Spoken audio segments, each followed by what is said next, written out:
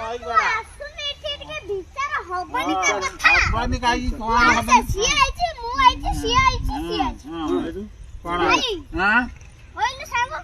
मु ए गोठे जदी हगिली मुतिली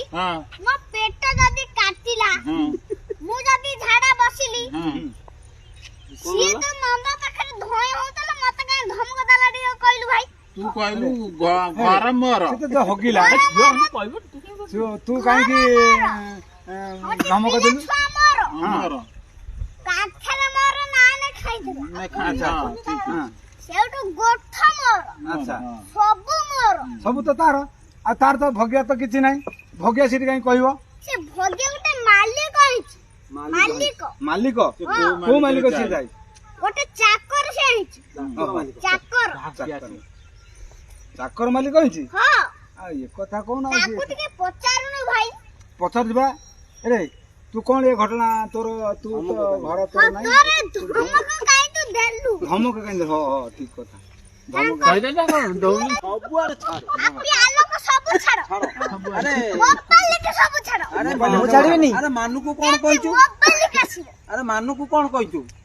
मानू कोन कहलो मानू चुटी ला टिके लागिले मते धमक दाबो अच्छा मानू का छो काई धमक दाबो अरे मानू का छो ताको गोठरा मु जदी हगिली मते धमक दला